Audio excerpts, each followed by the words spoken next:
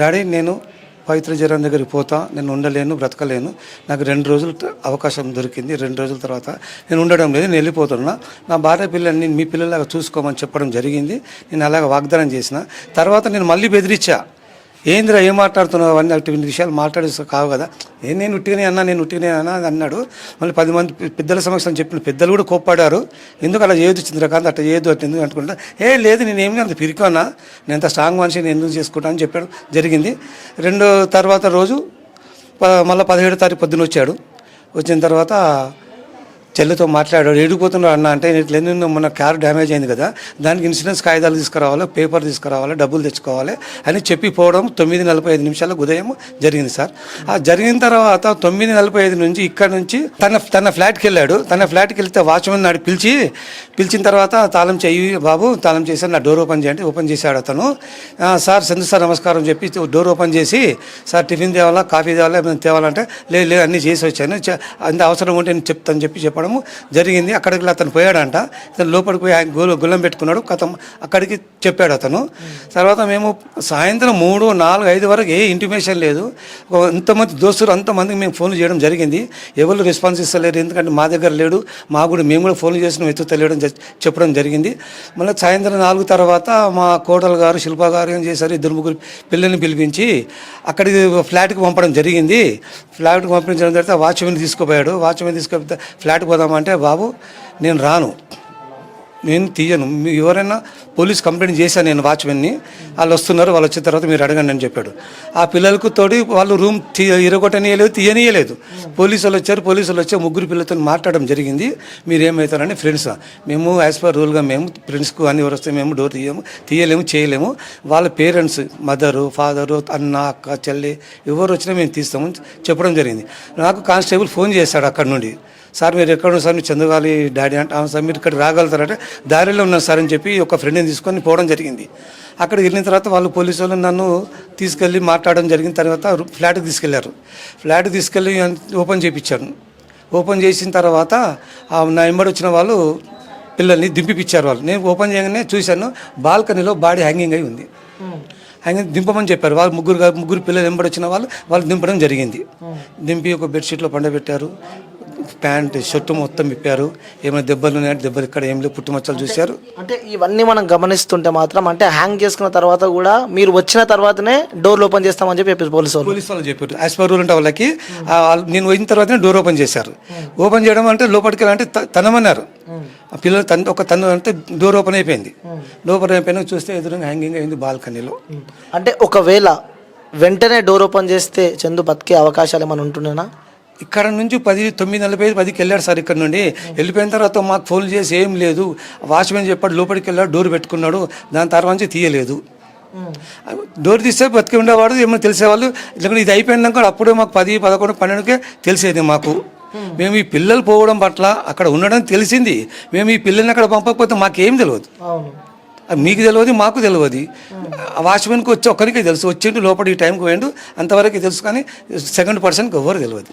తర్వాత వీళ్ళు వచ్చిన తర్వాత పోలీసు వాళ్ళకి అతను ఇన్ఫామ్ చేశాడు.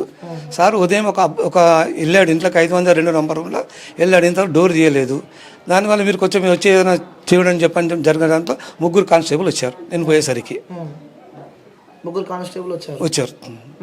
సో ఏమన్నారు కానిస్టేబుల్, మీరు ఏమవుతారు మేడం, నేను నాకు కొడుకు అవుతాడు, నేను తండ్రి అవుతాడు, సరే డోర్ తీయమని చెప్తే అడిగితే కాలుతో ఒక తడ్డు తడినాడు. డోర్ ఓపెన్ అయింది. డోర్ ఓపెన్ అయితే బాల్కనీ హ్యాంగింగ్ చేసుకున్నట్టుగా ఉన్నది. కాళ్ళకు ఒకటి సన్న తెల్ల బట్ట కట్టి ఉన్నది. అంటే ఇదొకటి క్వశ్చన్ మార్క్ ఉంది ప్రతి దాంట్లో, అంటే ప్రతి ఒక్కరికి కూడా అర్థం కాలేదు. కాళ్ళకి ఆ బట్ట ఏంటిది, ఏదో శారీ అట్లా బట్ట, చీర బట్ట, ఫాల్స్ లేడీస్ ఫాల్స్ ఉంటాయి కదా సార్, అటువంటిది కట్టి ఉన్నది కాళ్ళకి. ఇట్లా ఉంది కాళ్ళు, ఇట్లా కట్టి దానికి బట్ట కట్టి ఉన్నది. అది ఇలా ఉన్నది కాళ్ళు, దీనికి బట్ట కట్టాడు. అది ఎవరు కట్టారు, ఎట్లా చేసుకున్నారు? మళ్ళీ లోపలికి వెళ్ళి గొల్లం పెట్టుకున్నాడు. మేము పోదామంటే పోలీసులు లోపలికి పోనీయలేదు. ఎక్కడికి వెళ్ళి చేసారు, ఎవరైనా చేశారా, ఎక్కడ ఇతనే చేసుకున్నాడా, మరి అది ఎక్కడ వచ్చిందని మేము అడిగాను. సార్ ఇప్పుడు టైం చాలా అయిపోయింది, దానికి మనము ఫోటోలు తీసాము, ఎంక్వైరీ చేద్దామని చెప్పి పోలీసు నన్ను జరపడం జరిగింది. నన్ను రూమ్ నుంచి బయటకు పంపించిన తర్వాత ఆ 3 పిల్లలు బాడీ దించారు, బెడ్షీట్లో పడుకోబెట్టి షర్ట్ ఓపెన్ చేసి ఇంకెక్కడ దెబ్బలు ఉన్నాయి ఏదని చూశారు. ఎక్కడ దెబ్బలు ఏమి లేవు. ఒక తాడు ఉన్నది, ఒక తాడు నాకు తీసి ఇచ్చారు. ఉంగరాలు ఉన్నాయి, అవి వెళ్ళలేదు. అక్కడి నుంచి పోస్ట్ మార్టం పంపడం జరిగింది. నెక్స్ట్ పోస్ట్ మార్టం జరిగినాక ఇచ్చారు. ఇచ్చారు అవి డూప్లికేటే, అవి ఏం పనికి పడేసడం జరిగింది అని ఒక థర్డ్ మాత్రం అక్కడే ఇచ్చారు పోలీసు వాళ్ళు. ఓకే, ఆ విధంగా జరిగింది. సో ఇంకోటి క్వశ్చన్ ఏమొస్తుందంటే జనాలలో అందరికీ, సో తను మొన్ననే యాక్సిడెంట్ అయింది, సో కొంచెం ఇక్కడ నర్వస్కి ప్రాబ్లం ఉండే, మరి అలాంటి వ్యక్తిని మీరు బయటికి అంత ఈజీగా ఎలా పంపించారని చెప్పి కూడా మాకు 16వ తారీఖు రోజు వచ్చింది సార్. యాక్సిడెంట్ అయిన తర్వాత అక్కడ 3వ రోజు అయిన తర్వాత ఇక్కడికి వచ్చాడు. వచ్చిన తర్వాత ఇక్కడ మీటింగ్ జరగడం పెట్టుకున్నాం. వీని గురించే మేము 10 మంది సమక్షంలో మాట్లాడదాం, ఎందుకు ఏం చేస్తున్నాం, అయిపోయింది, మధ్యలో వచ్చింది, మధ్యలో పోయింది, ఎందుకు పోతున్నాం మళ్ళీ అదని చెప్పి చెప్పడం జరిగింది. అయితే ఆయన ఇటువంటి పని చేశాడు. నేను చేసుకుని అలా అని చెప్పాడు, పోవద్దని చెప్పాం. వినేవాడు కాదు. 2 నిమిషాలు ఇక్కడ ఉంటే 2 నిమిషాలు ఇంకెక్కడో చేరుతాడు. మా మాట చాలా రోజులు వినక మాతో మాట్లాడడం జరగడం లేదు, మా మాట వినడం జరగడం లేదు, భార్య దగ్గరికి కూడా రావడం లేదు, పిల్లల దగ్గర కూడా రావడం లేదు. కానీ వాళ్ళకు 30,000 ఎవ్రీ మంత్ వాళ్ళ ఖర్చుల మందము, రెంట్కి, ఫుడ్కి, స్కూల్ ఫీజు, ఆటో ఫీజు చేరుస్తుండు ఫోన్పేలో. ఓకే, అంటే ప్రతి నెల ఇంటికి వస్తలేడు కానీ ప్రతి నెల 30,000 వేస్తున్నాడు ఫోన్పేలో చేస్తున్నాడు వాళ్ళ ఖర్చులు ఒకరికి. ఓకే, అంటే ఆల్రెడీ శిల్పతో తను 3 సంవత్సరాలు వెంట పడ్డాక కూడా 12 సంవత్సరాల నుంచి వెనుకబడ్డాడు, చేసుకున్నాడు. మేము వద్దన్నాము, నాకు ఇష్టం ఉంది డాడీ మేము చేసుకుంటామంటే ఒక 2-3 సంవత్సరంలో మేము వద్దు అన్నాము. మీరు వద్దంటే సరే నేను బయటికి వెళ్ళిపోతా అంటే సరే నువ్వు కాదుకున్న తర్వాత ఇక్కడ మొన్న ఒక సొసైటీ అయింది ఇట్లా సేమ్. ఒక అబ్బాయిని ప్రేమించిన తర్వాత నేను కూడా ఏమైనా చేసుకుంటాను మాకు భయంతో, సరే నీ ఇష్టం అని చెప్పి మంచిగా అందరి సమక్షంలో పెళ్లి జరిపించాం 100 మంది మధ్యలో. అంటే అమ్మాయి కూడా వేరే కులం అంట కదా? అవును సార్, మా అమ్మాయిది. ఓకే, మీదేది వాళ్ళ? ఓకే,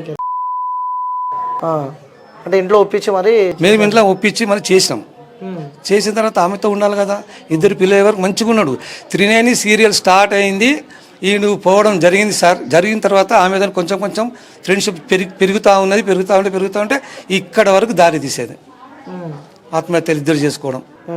అంటే ఆ అమ్మాయితో ప్రేమలో ఉన్నట్టు. అంటే ఇంకోటి ఏంటంటే సీరియల్ మొత్తంలో సీరియల్ ఆర్టిస్టులకు సంబంధించి కూడా సినీ పరంగా చూస్తే వాళ్ళిద్దరికి అఫీషియల్గా మ్యారేజ్ అయిందని చెప్పి కూడా ప్రతి ఒక్కరికి తెలుసు. సో ప్రతి ఒక్కరికి ఏదో ఫొటోస్ పంపించారని చెప్పి విన్నాం. అలాంటివి మీకేమైనా వచ్చాయా? మీకు మాకు మేము అడిగిన ఏంటిది రా ఇట్లా వచ్చిందంటే నేను చేసుకున్నాను. లేదు డాడీ నేను చేసుకోలేదు. ఆమె డైరెక్ట్ చెప్పడం జరిగింది, పవిత్ర మేము పెళ్లి చేసుకున్న అంకుల్ గారు మేము మాకు చెప్పడం జరిగింది. ఫోన్ చేస్తే ఏంటిది అమ్మ ఇట్లా అంటే ఇట్లా ఫోటోలు పెడుతున్నారంటే, అంకుల్ గారు మేము గుడిలో ప్యాన్ చేసుకుని ఎంతమంది ఉన్నారండి, ఎవరు మీరు 2 చేసుకుంటే ఎట్లా జరుగుతుంది, మీ ఏజ్ ఎక్కడ అతని ఏజ్ ఎక్కడ? లేదండి మేము చేసుకున్నాము గుడిలో. గుడిలో చేస్తే ఎవరు నమ్ముతారు? ఎవరు దానికి రెస్పాన్సిబిలిటీ, ష్యూరిటీ ఏమున్నది అని మేము అడగడం జరిగింది.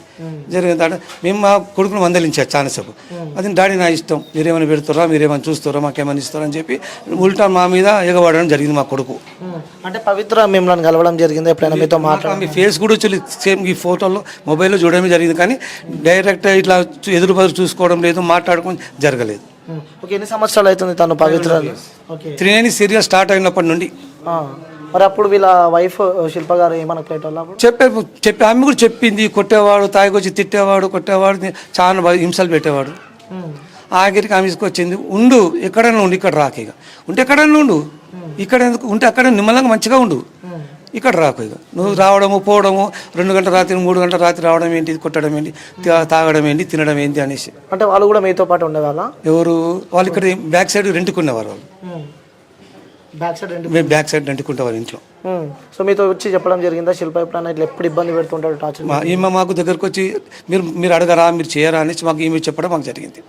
అంటే మేము చేస్తాము అమ్మ, మేము చెప్పి మేము ముసలోళ్ళం అయినాము, మమ్మల్ని దున్య మాటలు తిట్టడం జరిగింది. ఆమె ఉంది, ఆమె కూడా ఏం చేసేది, ఆఖరి కన్నా మొన్న కూడా 16 ఉండు, అక్కడనే ఉండు, మళ్ళీ ఇక్కడ ఎందుకు వస్తున్నావు, ఎక్కడ ఒక చోటు ఉంటే మాకు కూడా మంచిగానే ఉంటుంది, నీకు మంచిది, వాళ్ళకు మంచిది, అందరికీ మంచిది అని మేము చెప్పడం జరిగింది. అంటే ఒక కొడుకు ఎదిగితే ఆ తండ్రికి చాలా సంతోషం ఉంటుంది.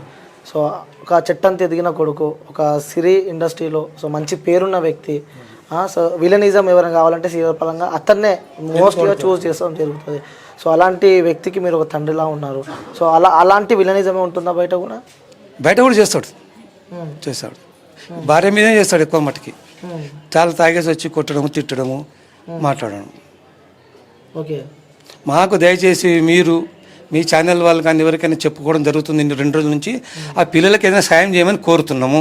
చాలా పేదరికం ఉన్నారు, తినడానికి డబ్బులు లేవు, ఇంటి రెంట్ కట్టుకోవాలా, మెయింటైన్ చేయాలంటే ఎక్కడ చేస్తే ఒక ఆడది అంటే పిల్లల దగ్గర డబ్బులు లేవు, సాయం కోరుతున్నా అని చెప్పారు. మరి మనము చందును చూస్తే కనుక తన కార్లు కానీ తన ఆ వే ఆఫ్ డ్రెస్సింగ్ మొత్తం గోల్డ్ వేసుకోవడం కానీ, సో ఇవన్నీ చూస్తుంటే కూడా ఎలాంటి సంపదను ఎలా నమ్ముతారు అనుకుంటున్నారు జనాలు?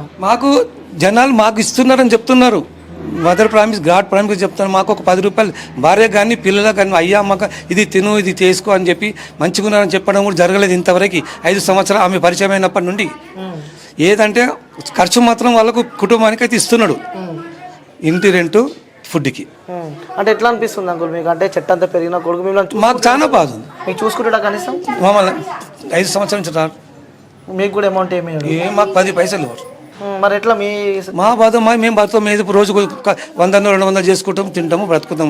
అది చిన్న ఇల్లు మాకు సొంతం ఇల్లు, అది ఇల్లు బాధకు లేదు. 100-200 చేసుకున్నాం, బతకగలుగుతాం ఇద్దరం భార్య భర్తలం. అంటే ఒక కొడుకు పెంచితే ఆ కన్న తల్లిదండ్రులకి ఉపయోగపడతాడు అని చెప్పి అనుకుంటారు. ఏం లేదు అతను మాకు చేయడం లేదు, మాకేమి ఇవ్వడం లేదు. ఓకే, మాకు ఏదైనా ఒకటి సాయం చేయండి. సో ఆర్థిక సాయం పిల్లలకు మాకొద్దు, తన పిల్లలకే. అంటే ఎలాంటి సాయం కోరుకుంటున్నారు? వాళ్ళకి ఏదైనా ఆర్థిక పరంగా ఏదైనా సాయం చేసినా పర్వాలేదు పిల్లలకి. సరే, మన వ్యూవర్స్కి కానీ జనాలకు మనకి చూస్తూ ఉంటారు ఈ ఇంటర్వ్యూ, సో వాళ్ళకి జనాలకు మీరు చెప్పాలంటే ఏం చెప్తారు? మేము వాళ్ళ పరిస్థితి చూసిన మేము ఉన్నంత వరకు మేము చూసుకుంటామని చెప్తున్నాం. మాకు కూతురులాగా మా పిల్లలాగా నేను చూసుకుంటాను. అంటే ఇలా ఇప్పుడు కూడా మీరు అంటే ఏజ్ వచ్చేసింది మీది కూడా, మా ఏజ్ ఎంతవరకు ఉందో మాకు ఒంట్లో ప్రాణం ఉన్నంత వరకు చేస్తాం. అయిపోయిన తర్వాత అందుకే మాకు ఆర్థిక పరంగా ఏదైనా పిల్లలకు సాయం చేయమని కోరుతున్నాం. అంటే ఆ శిల్ప గారికి కూడా చందు ఏమి ఇవ్వడం జరగలేదు? ఏం లేదండి, ఏం లేదు సార్. అది మాకు చెప్పడమే లేదు. అక్కలు ఇది ఉన్నది డాడీ, ఇది ఉన్నది మా మీద ఉన్నది శిల్ప అని చెప్పడం లేదు. ఏమనిపిస్తుంటుంది మీ కొడుకుని చూస్తుంటే? మాకైతే మస్తు బాధ అనిపిస్తుంది. ఇష్టం వచ్చినట్టు తిడతాడు, చేస్తాడు మమ్మల్ని కూడా. అంటే మేము మీకు సాయం చేస్తున్నాము, మీ మీద దిక్కే మాట్లాడుతారు అనేసి. అంటే ఫస్ట్ వాళ్ళు ఎందుకు అట్లా విడిపోవడం జరిగిందంటే ఎవరు? చంద్రశిల్ప అంటే 500 ఫెస్టివల్స్ అక్కడ 3 సీరియస్ స్టార్ట్ అయినప్పుడు అక్కడ మెల్లగా ఫ్రెండ్స్ అయిపోయారు. ఫ్రెండ్స్ అయిన తర్వాత వాళ్ళు లివింగ్ రిలేషన్ వరకు వచ్చారు.